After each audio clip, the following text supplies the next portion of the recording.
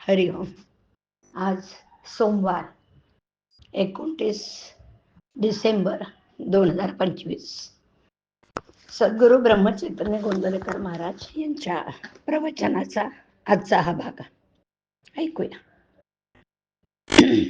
मीपणाचं विसर्जन करून सुख दुःखातीत राहावं. भक्ती म्हणजे संलग्न होणं. विषयाकरता आपण परमेश्वराची प्रार्थना वगैरे केली तर ती विषयाची भक्ती झाली. परमेश्वराची कशी होणार? मीपणा आला की संकल्प उठतात. संकल्पात्मक विषय तेच मनात येतात. मीपणा ठेवून परमेश्वराची पुष्कळ सेवा केली तर त्यात कमीपणा आहेच. प्रपंचाचा त्याग करून वैरागी होऊन मठ बांधला पण मठाच्या बंधनात पडला. देवाला दागिने घातले का तर त्याचं रूप आपल्याला चांगलं दिसावं म्हणून. चांगल्या कृत्यात सुद्धा मीपणा कसा लपून बसलेला असतो बघा. थोडक्यात मीपणाचं विसर्जन केलं पाहिजे. साधू करते पण परमेश्वरात येतात.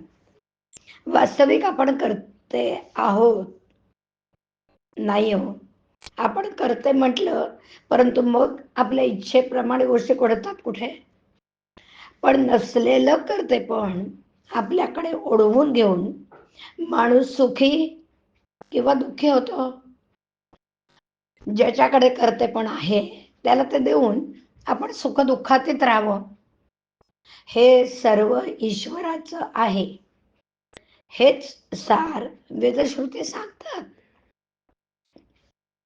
हे सर्व रामाचं असून तो सर्वांचा करता आहे असं संत सांगतात. दोघांचे सांगणं एकच. अशी भावना ठेवल्यावर सुख दुःख भोगावं लागणार नाही. मी करता नसून राम करता ही भावना वाढवणं हीच खरी उपासना.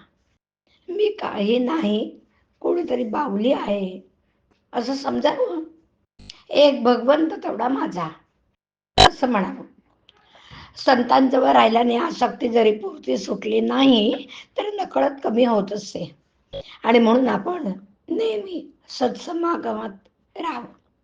संगत आणि अभ्यास यांचा आपल्या मनावर फार परिणाम होतो.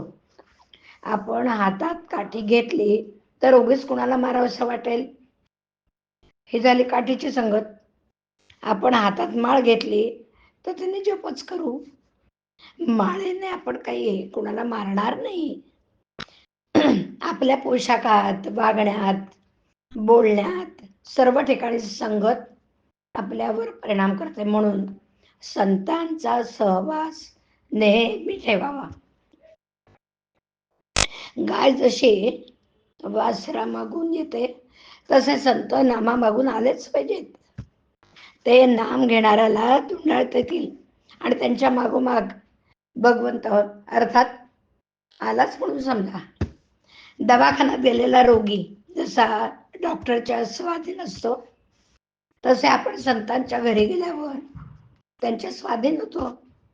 आणि म्हणून संतांच्या संगतीत आपण गेलो की आपले कर्तृत्व संपलं असं मानलं पाहिजे.